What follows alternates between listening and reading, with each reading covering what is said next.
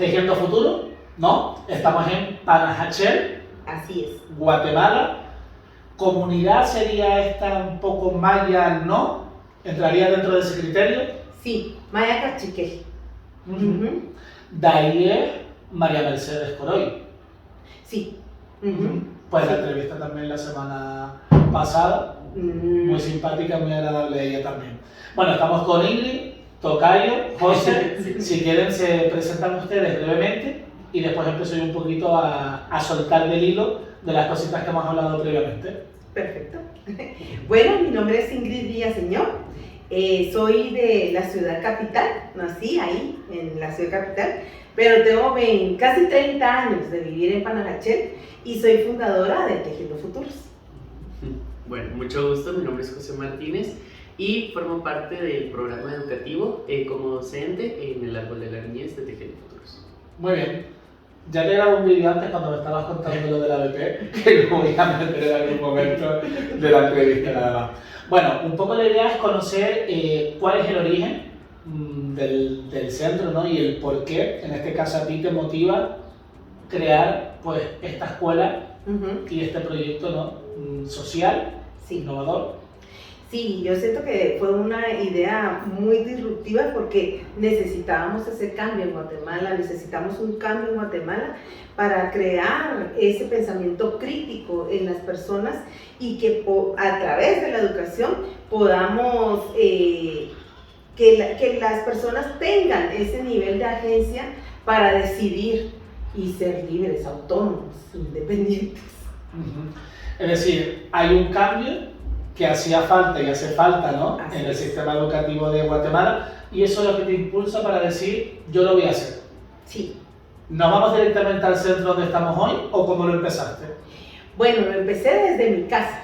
En mi casa empezamos con 15 niños porque sí necesitábamos crear un programa que fuera integral. Y entonces nos conectamos muchísimo con las familias. Eso creo que fue lo que funcionó para hacerlo integral. Nos conectamos mucho con las familias, con su realidad, con su entorno. Y entonces decidí que el programa tenía que tener el enfoque de educación, pero también el enfoque en el hogar, con las familias. El desarrollar un programa intergeneracional e integral que pudiera tener un espacio seguro el niño y la niña dentro de su hogar, pero también dentro de la escuela. Esto resulta como curioso, ¿no? Porque muchas veces se habla de que la escuela tiene que ser como una escuela abierta, que tiene que estar conectada con la familia. En España tenemos las AMPAs, que son las asociaciones de madres y padres, pero muchas veces esa conexión con la familia no está, ¿no? O esa preocupación de la familia con la educación que está recibiendo el alumnado en la escuela. ¿Cómo es eso de ser capaces de entrar en las casas sin que de alguna manera tengan un rechazo por parte de la familia? Digamos, para mí al principio fue que nos visibilizáramos como seres humanos con seres humanos, porque digamos, yo trabajé mucho en comunidades de quiché, y entonces en una entrevista que tuve con un papá yo le preguntaba cuál era el sueño para su hijo, y él decía que lo consideraran un ser humano. Y para mí eso fue como así como que, ¿y por qué si somos seres humanos todos? Y entonces él me decía, sí, porque yo no sé el idioma, no sé muchas cosas y yo no soy un ser humano. Él, si aprende todo eso, va a ser un ser humano. Entonces yo siento que desde ahí, de visibilizarnos como un ser humano con otro ser humano, que no juzgamos, no tenemos expectativas, no tenemos nada, sino que esa conexión de entenderte a ti como padre y madre, y que nos entiendan a nosotros como también que venimos con todo el corazón abierto y la mente abierta para entendernos juntos. Entonces yo siento que eso ha funcionado muy bien, porque no venimos desde, yo soy la trabajadora social y lo sé todo y usted tiene que cambiar esto, no, sino que venimos desde el espacio de cómo se siente usted, quién es usted, cómo es su realidad. Entonces desde ahí Y hemos hablado muchísimo de no juzgar, porque estamos siempre con es que ese papá, esa mamá, violento. No, desde entenderlos a ellos mismos también como seres humanos. Qué bonito eso que dices, porque al final es quitarnos los egos, los prejuicios y las culpas, las etiquetas, ¿no? Y decir, oye, estamos aquí, o sea, el futuro es de tu hijo, de tu hija, vamos a hacer equipo y vamos a trabajar en esto sin reprocharnos nada. Muy bonita la filosofía y comprobado, ¿no? Que al final funciona y lo aceptan mejor las familias. Me estabas comentando también antes un poco cómo va surgiendo todo, la dificultad, ¿no? De buscar perfiles adecuados y bien formados, ¿no? en Guatemala, y al final es un poco ensayo y error, como si fuera un proyecto de emprendimiento donde vamos viendo qué es lo que funciona, qué es lo que no. ¿Dónde entras tú, Tocayo? José, ¿dónde entras? Bueno, entro al programa educativo como docente, pero más allá de ser un docente, creo que me convertí nuevamente en un niño y volver a recrear esos días de escuela. Y la verdad que es muy diferente, porque yo vengo de una escuela tradicional, de una escuela donde el niño no tenía las puertas abiertas para poder expresarse, sino que simplemente era como, bueno, ya terminé de copiar y está bien. En cambio acá creo de que es un espacio seguro tanto para el docente como para los niños, y lo que queremos crear en estos niños es que puedan saber y crecer con el conocimiento y con la certeza de que ellos pueden crear cambios desde su perspectiva, desde su ideología y desde cómo ellos pueden aportar, aunque muy poco que sea, la visión de las personas grandes, pero ellos pueden hacer esos cambios. Pero necesitamos que esos cambios, como bien lo decía el señor Ingrid, inicien desde ellos mismos, en su hogar, para poder transformar. Y eso es la idea principal, crear una sociedad transformadora de ideales, de creencias, de todo lo que nos rodea, y poder decir, no, creo que hay diferentes formas de poder visibilizarnos y de poder crear un impacto, pero un impacto para bien. Y pues creo de que estoy sumamente satisfecho de poder estar acá y aprendo todos los días, aprendo de ser sensible como ellos, de poder venir y, como bien lo decía el señor Ingrid, de ser más humanos, más empáticos, poder tener un corazón mucho más abierto y mucho más amplio, a de no decirle a los niños no, porque cuando nosotros decimos no, estamos cerrando, y no solamente estamos cerrando la puerta a que ellos puedan crear y explorar, sino que cuando decimos no, estamos cerrando su nivel de pensamiento, su nivel de creación. Creo de que una forma de poder venir y decir, a ver, ¿crees que esto esté bien? Poder venir y debatir lo que ellos están haciendo y que ellos mismos a través del razonamiento puedan pensar y decir, no, creo de que esto no está bien. Pero no venir y ser tajantes al hecho de no puedes hacer esto, sino que buscar otras perspectivas para que ellos puedan ver cómo pueden lograr un verdadero cambio hacia sí mismos y hacia quienes los rodean. Eso es muy importante, y eso es algo que me imagino que aquí ha sido igual que en España, ¿no? No hagas esto, no hagas lo otro, sí. Cuidado aquí, no. Y van como moldeando y cerrando cada vez hasta que te hace más chiquitito. Dicen que en Japón, no sé cuántas son, pero como que hay un montón de palabras para poder decir no, pero que no es un no, si no es eso. Vale, está bien, podría ser, ¿no? Y vamos a intentar que tú reflexiones sobre si eso está bien o no, lo que estás realizando, si puedes ir por este camino o por este otro. Ahora tenía dos preguntas en mente que hablar, y me iba a meter un poquito en la parte de las habilidades, pero más o menos ya más contestado gran parte de ellas. La que hemos hablado mucho es la del pensamiento crítico, es la que más me dicen cuando comparto y hablo con diferentes personas. Entonces me gustaría saber, en tu opinión, ¿cuáles son esas habilidades que debe de tener el profesorado para estos nuevos retos que estamos viendo? Yo siento que una parte importante es lo que decía José, en la empatía, es pensarse también como un ser humano, porque muchas veces el educador o el maestro o el profesor entiende como que si estos niños vienen con la cabeza vacía, ¿no? Y yo lo sé todo y llego ahí a llenarle la mente, ¿verdad? Entonces yo siento que una parte importante es que se visibilicen a ellos mismos como esos seres humanos que han llevado también que muchas cosas, ¿verdad? Que sienten, que viven, que tienen sus realidades, y llevarlas al aula.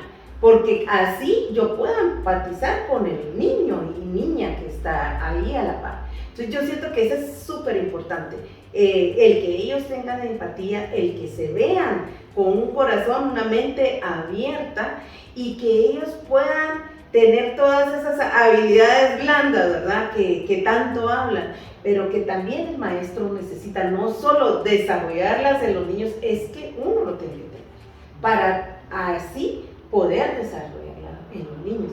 Pero sí es la tolerancia, la paciencia, muchas cosas y digamos con los niños con los que nosotros trabajamos, el entender que vienen de espacios difíciles, el trauma, entender el trauma de los niños y empatizar con ese trauma de los niños, porque si no nos volvemos muy punitivos, ay, este niño ya viene, este diablito que... Entonces realmente entenderlos y como dice José, hacerlos reflexionar, para que ellos digan, puchica, sí, yo ahora entiendo que al pegarle yo le estoy haciendo un daño.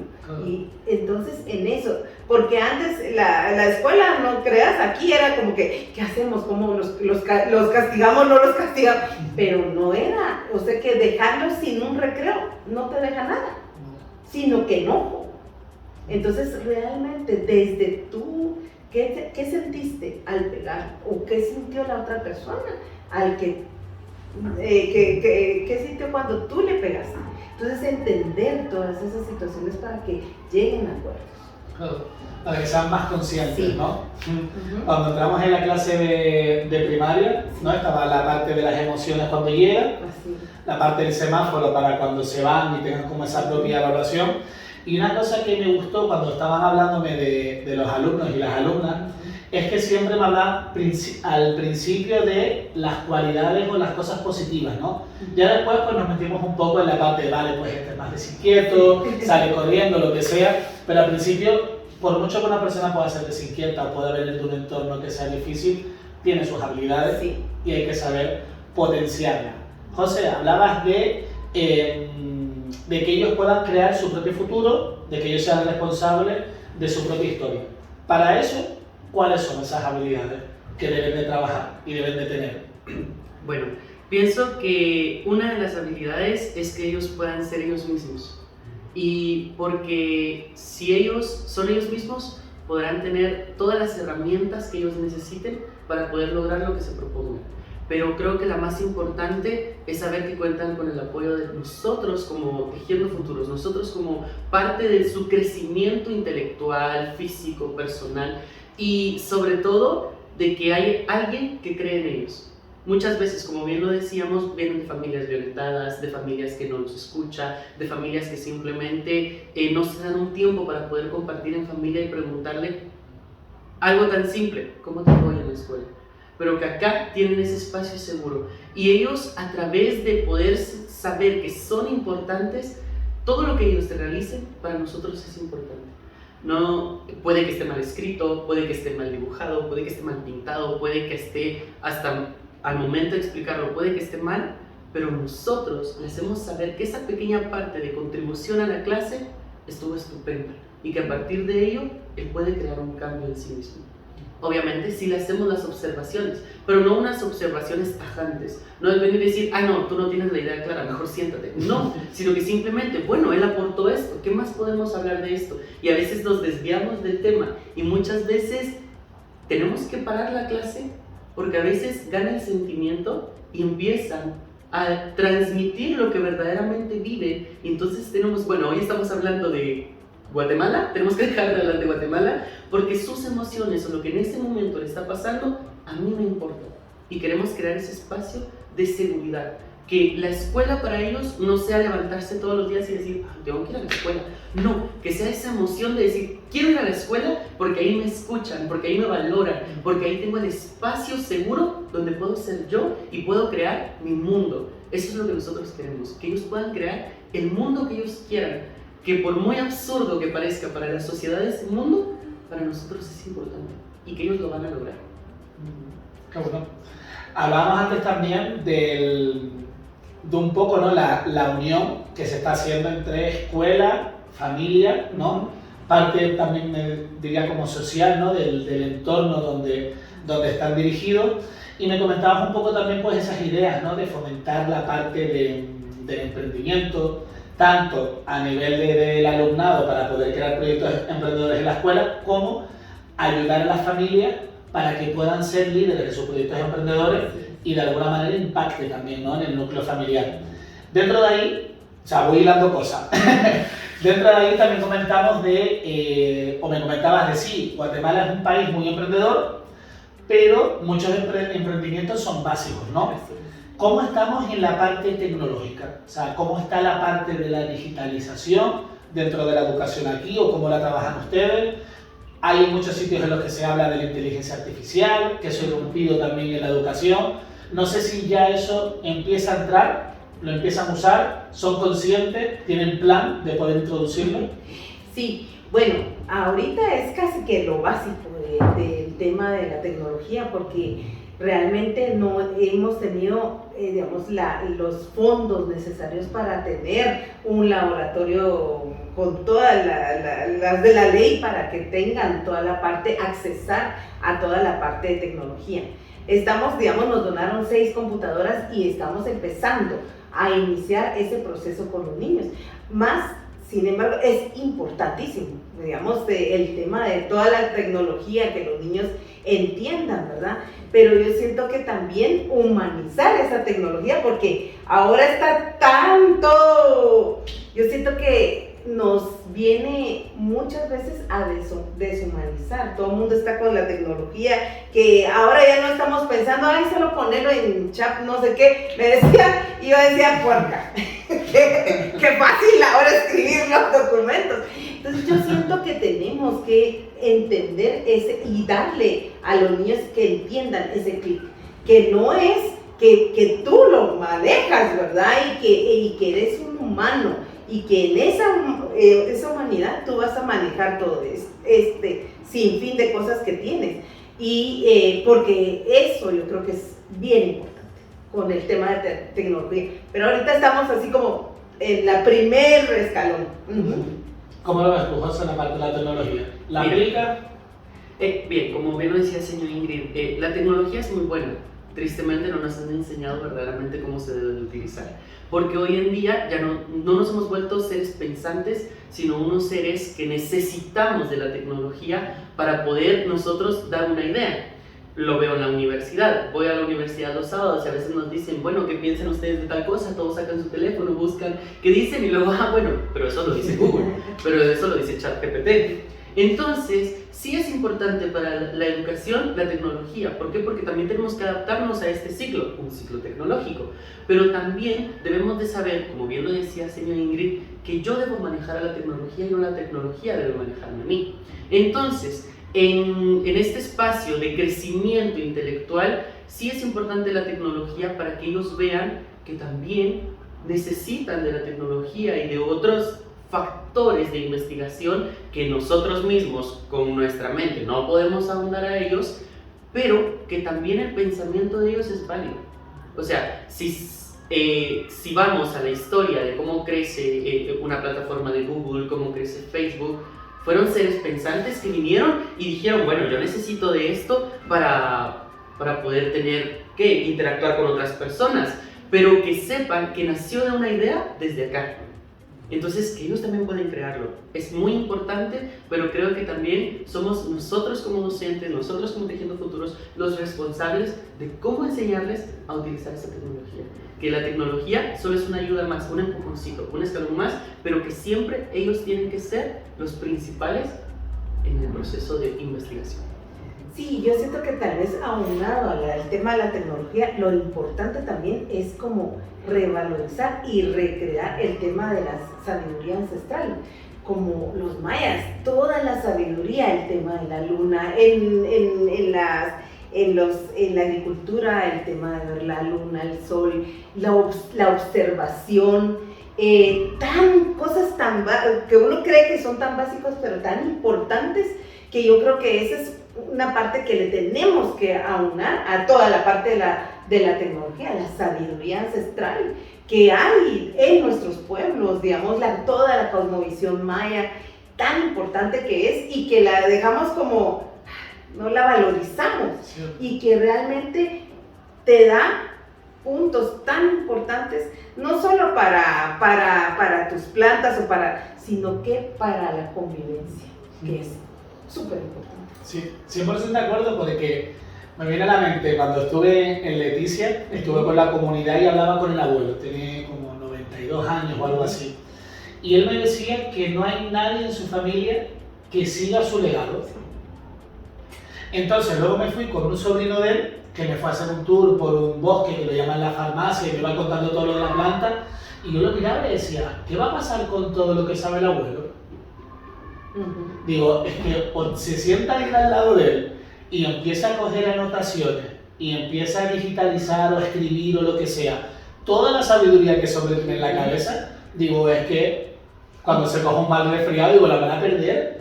Y eso está pasando mucho, ¿no? Que muchas soluciones, mucha parte de la cultura, de cómo nos relacionamos, de la unión, de la comunidad, que me contabas antes también, está en irnos a sus orígenes. Sí. Y hay que saber de dónde venimos para saber a dónde vamos, ¿no? Así es. Solo me gustaría poder agregar algo, ya que señor Ingrid tocaba este tema. He trabajado en muchos lugares, me encanta trabajar y me fascina trabajar y poder aportar algo. Y trabajé como maestro chocolatero. Pero de verdad que yo no sabía, porque en la escuela solo nos enseñaron, bueno, los números mayas y cuál era la numeración maya. Hasta que yo inicié en este trabajo, me di cuenta que verdaderamente la numeración maya fue sacada del cacao. Y que el cacao fue descubierto por los mayas, y quienes encontraron el proceso para poder crear una pasta de cacao fueron los mayas. Pero desconocemos esa gran riqueza que posee Guatemala, porque el cacao venía de Sudamérica, pero fue traído gracias a los monos y las ardillas, pero acá fue encontrado un proceso. Luego pues ya se industrializó, las grandes empresas como Hershey's y demás, pero yo me preguntaba y decía, ¿por qué cuando yo recibí la clase de los números mayas, que no se me contó esta gran riqueza cultural y ancestral? Y es importante que nosotros lo sepamos, porque si no lo sabemos y nos preguntan, bueno, ¿y qué aportes ha hecho Guatemala? ¿Qué aportes tuvieron los mayas? No lo sé. Tuvieron un gran aporte en base a iniciar la numeración. Porque si vemos un granito de cacao, es el número 1. La pocha representa el número 0. Pero no tenemos ese tipo de educación, como lo dijese, una educación en la cual nos imparta todo, que pueda mezclar todo, que pueda venir y mezclar nuestros ancestros, el presente, el futuro que puede venir, y mezclarlo en uno solo y llevarlo a una gran explosión educativa, que eso podríamos hacerlo. Pero como bien lo decía el señor Ingrid, es muy importante también que ellos sepan de dónde venimos. De quién venimos, porque verdaderamente se dice, ¿verdad? Lo han tomado como una vulgaridad, como un insulto, venir y decir, esos indios. Perdona, pero con orgullo somos indios, con orgullo somos mayas, con un gran orgullo. Hoy en día la indumentaria ya no se utiliza, pero de veras que si nosotros preguntamos el precio de esa indumentaria, yo no la podría usar por el gran costo que tiene, porque detrás de ese corte, de esa faja, de ese huipil, hay un gran trabajo ancestral que venía de las tatarabuelas a las abuelitas y hoy en día ya no se da. Pero verdaderamente el valor artesanal que eso tiene, que si verdaderamente se lo diéramos, Guatemala sería un gran exportador de textiles a nivel mundial si verdaderamente nosotros nos diéramos a conocer todo eso. Pero como no sabemos el valor que tiene por falta de información y también por falta de investigación, no lo conocemos, entonces no le damos ese valor. Cierto. O sea, yo voy por los mercadillos y, o sea, los ojos me hacen así, digo, por favor, o sea, no me da la maleta, voy con la maleta de mochila, voy mochilero, digo, no me da, o sea, lo quiero todo. Es súper bonito todo el tejido, todos los colores, toda la artesanía que tiene, y después, para mí por lo menos, a precio, que lo hablabas antes también, resulta un precio bastante competitivo y barato. Sí. Y son cosas de muy calidad. Yo me compro un sombrero súper bordado, todo por aquí, con los 2 quetzales, muy bonito. Digo, es que esto me lo compro en España y me sale increíblemente caro. Aquí no. Sí, porque nos han enseñado a subvaluar toda la parte de nuestros ancestros, porque no nos han dado esa conexión de valorar nuestra cultura, los mayas. Entonces creíamos, bueno, yo aprendí en la escuela que digamos que los mayas se habían vendido con unos espejitos. Entonces uno dice, chica, qué tontos fueron. Ajá, qué tontos. Y darte cuenta de toda la astronomía, de la numeración, de todo. Y los valores mayas que deberíamos de tener, que te hablan de tolerancia y de todo ahora en el mundo, pero todos esos valores estaban, el valor de la palabra, el valor de la familia, el valor del trabajo, increíbles, que hemos perdido todo eso, y que realmente si los logramos otra vez rescatar y que lo aprendamos, realmente vamos a hacer esas habilidades, las que tú preguntabas, de qué habilidades, esas habilidades para la vida, esos valores que tendríamos, que no podríamos hacer como humanos, hacia una nueva humanidad. Y ya lo hicieron una vez, ¿no? A la hora de ser un gran imperio. Sí. Entonces, viene bien recordarlo para que lo que comentabas antes, ellos crean también que son capaces de poder liderar proyectos grandes, ¿no? Que es un poco lo que hablamos. ¿Qué hora tenemos? 11:53. Mira, dos últimas preguntas, vamos a ir en el hilo. Una era la metodología que utilizan en el centro. Me han hablado de dos, ¿no? Sí. Si quieres, tú puedes hablar de la ABP y tú puedes hablar de la otra que me comentaron. Dale. Bueno. Ahora estamos trabajando en ABP, que es aprendizaje basado en proyectos, como te lo comentaba, en donde el docente pues no se vuelve un docente tradicional en el cual estoy sentado en un pupitre, saco un libro, les dicto, vimos el tema de hoy y todos felices y nos vamos, sino que todo parte de una pregunta principal. Por ejemplo, ¿quién soy? ¿Quién soy yo? Y todas las ideas que son muy importantes, que los niños me van a transmitir a mí, va a ir formando la clase. Bueno, luego de la pregunta principal partimos a la fase de observación. Vamos y observamos en nuestro alrededor algo que vaya acorde al tema, ¿sí? Y vamos, observamos y luego venimos y ya hablamos un poco de lo que observamos allá afuera y decimos, bueno, vimos que se comportaban de diferentes formas, como bien lo decías, vi que un niño estaba haciendo berrinche, que esto y que lo otro. Luego de esto, de todo lo que observamos, encontramos un problema. Bueno, vimos un problema y, por ejemplo, ¿verdad? Si vamos afuera, de que tal vez si todos van en su mundo y nadie va como, buenos días, ¿qué tal? Mucho gusto, ¿cómo está? Bueno, tenemos que hay un problema, ¿verdad? Que todos van en su mundo, escuchando música, centrados en lo que van a hacer. Y entonces, de ese problema que encontramos, empezamos a buscar una solución.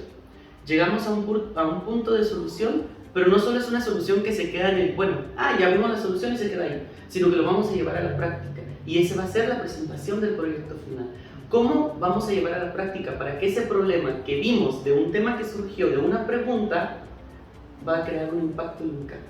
Entonces te das cuenta de que ya no es el maestro el que enseña, sino que creo de que nosotros salimos aprendiendo de ellos. Ese es ABP, aprendizaje basado en proyectos, que ellos puedan tener un aprendizaje, un entendimiento crítico, un entendimiento reflexivo y que después puedan proyectarlo para beneficio de una problemática que surge.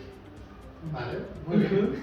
Sí, pues tenemos varias cosas. Una es importante también que los niños y las niñas aprendan a producir su propio alimento. Entonces estamos integrando ahorita la parte de agroecología, la producción y el consumo responsable de los niños y las niñas. Y la otra parte también es el tema del emprendimiento, porque es importante que desde los niños puedan emprender, ¿verdad?